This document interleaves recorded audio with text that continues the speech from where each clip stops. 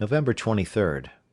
My other work having now stood still, because of my making these tools, when they were finished I went on, and working every day, as my strength and time allowed, I spent 18 days entirely in widening and deepening my cave, that it might hold my goods commodiously. Note: during all this time I worked to make this room or cave spacious enough to accommodate me as a warehouse or magazine, a kitchen, a dining room, and a cellar.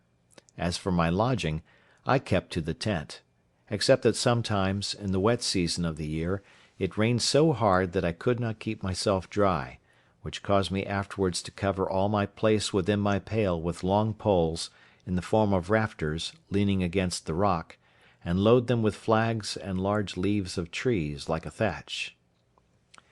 December 10. I began now to think my cave or vault finished, when on a sudden, it seems I had made it too large, a great quantity of earth fell down from the top on one side, so much that, in short, it frighted me, and not without reason too, for if I had been under it, I had never wanted a grave digger. I had now a great deal of work to do over again, for I had the loose earth to carry out, and which was of more importance, I had the ceiling to prop up, that I might be sure no more would come down. December 11th. This day I went to work with it accordingly, and got 2 shores or posts pitched upright to the top, with 2 pieces of boards across over each post. This I finished the next day, and setting more posts up with boards, in about a week more I had the roof secured, and the posts, standing in rows, served me for partitions to part off the house. December 17th. From this day to the 20th I placed shelves, and knocked up nails on the posts, to hang everything up that could be hung up, and now I began to be in some order within doors. December 20. Now I carried everything into the cave, and began to furnish my house, and set up some pieces of boards like a dresser, to order my victuals upon; but boards began to be very scarce with me; also I made me another table. December 24th. Much rain all night and all day, no stirring out. December 25. Rain all day. December 26th. No rain, and the earth much cooler than before, and pleasanter. December 27th. Killed a young goat, and lamed another, so that I caught it and led it home in a string. When I had it at home, I bound and splinted up its leg, which was broke. N.B. I took such care of it that it lived, and the leg grew well and as strong as ever; but, by my nursing it so long, it grew tame, and fed upon the little green at my door, and would not go away. This was the first time that I entertained a thought of breeding up some tame creatures, that I might have food when my powder and shot was all spent. December 28, 29, 30, 31st. Great heats and no breeze, so that there was no stirring abroad, except in the evening, for food. This time I spent in putting all my things in order within doors. January 1. Very hot still, but I went abroad early and late with my gun, and lay still in the middle of the day. This evening, going farther into the valleys which lay towards the centre of the island, I found there were plenty of goats, though exceedingly shy and hard to come at. However, I resolved to try if I could not bring my dog to hunt them down. January 2. Accordingly, the next day I went out with my dog, and set him upon the goats; but I was mistaken, for they all faced about upon the dog, and he knew his danger too well, for he would not come near them.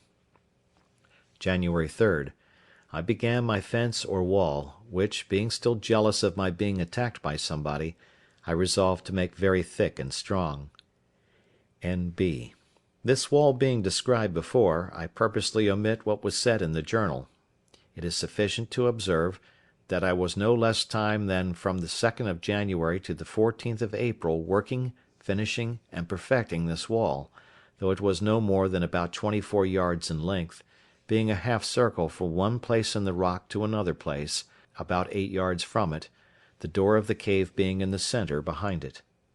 All this time I worked very hard, the rains hindering me many days, nay, sometimes weeks together; but I thought I should never be perfectly secure till this wall was finished, and it is scarce credible what inexpressible labour everything was done with, especially the bringing piles out of the woods and driving them into the ground, for I made them much bigger than I needed to have done. When this wall was finished, and the outside double fenced, with the turf wall raised close to it, I perceived myself that if any people were to come on shore there, they would not perceive anything like a habitation, and it was very well I did so, as may be observed hereafter, upon a very remarkable occasion. During this time I made my rounds in the woods for game every day when the rain permitted me, and made frequent discoveries in these walks of something or other to my advantage. Particularly I found a kind of wild pigeons, which build, not as wood pigeons in a tree, but rather as house pigeons, in the holes of the rocks; and taking some young ones, I endeavoured to breed them up tame, and did so; but when they grew older they flew away, which perhaps was at first for want of feeding them, for I had nothing to give them. However, I frequently found their nests, and got their young ones, which were very good meat. And now, in the managing my household affairs, I found myself wanting in many things, which I thought at first it was impossible for me to make, as indeed with some of them it was. For instance, I could never make a cask to be hooped. I had a small runlet or two, as I observed before, but I could never arrive at the capacity of making one of them, though I spent many weeks about it. I could neither put in the heads, or join the staves so true to one another as to make them hold water; so I gave that also over. In the next place, I was at a great loss for candles, so that as soon as ever it was dark, which was generally by 7 o'clock, I was obliged to go to bed. I remembered the lump of beeswax with which I made candles in my African adventure, but I had none of that now.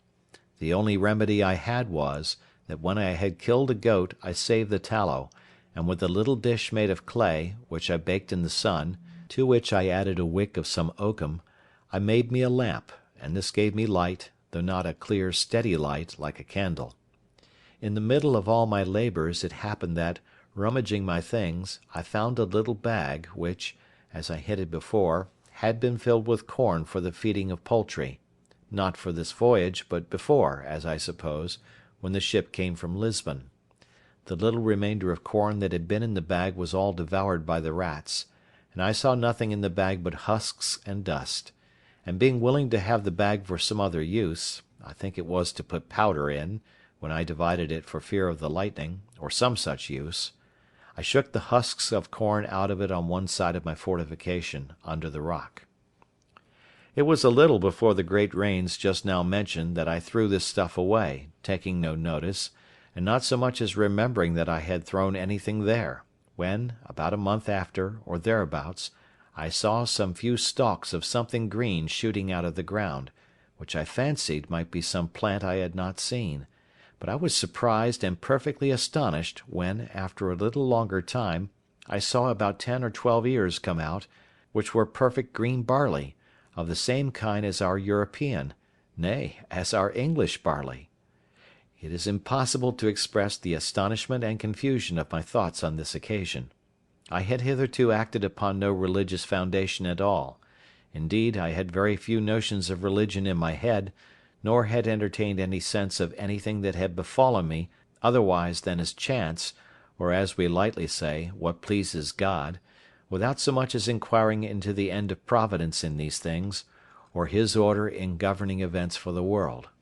But after I saw barley grow there, in a climate which I knew was not proper for corn, and especially that I knew not how it came there, it startled me strangely, and I began to suggest that God had miraculously caused His grain to grow without any help of seed sown, and that it was so directed purely for my sustenance on that wild miserable place. This touched my heart a little, and brought tears out of my eyes; and I began to bless myself that such a prodigy of nature should happen upon my account; and this was the more strange to me because I saw near it still, all along by the side of the rock, some other straggling stalks, which proved to be stalks of rice, and which I knew, because I had seen it grow in Africa when I was ashore there. I not only thought these the pure productions of Providence for my support, but not doubting that there was more in the place, I went all over that part of the island, where I had been before, peering in every corner and under every rock to see for more of it, but I could not find any. At last it occurred to my thoughts that I shook a bag of chicken's meat out in that place, and then the wonder began to cease, and I must confess my religious thankfulness to God's providence began to abate, too, upon the discovering that all this was nothing but what was common, though I ought to have been as thankful for so strange and unforeseen a providence as if it had been miraculous, for it was really the work of Providence to me, that should order or appoint that 10 or 12 grains of corn should remain unspoiled when the rats had destroyed all the rest, as if it had been dropped from heaven; as also, that I should throw it out in that particular place, where, it being in the shade of a high rock, it sprang up immediately; whereas, if I had thrown it anywhere else at that time, it had been burnt up and destroyed.